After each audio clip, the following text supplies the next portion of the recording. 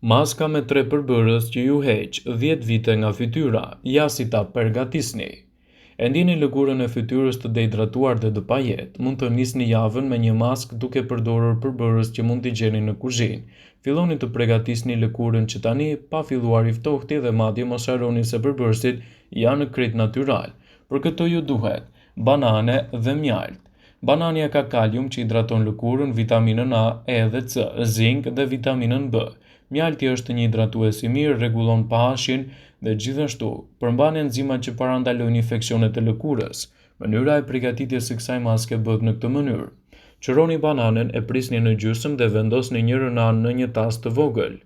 Gjysma tjetër nuk do t'i jetë e nevojshme, kështu që mund ta hani.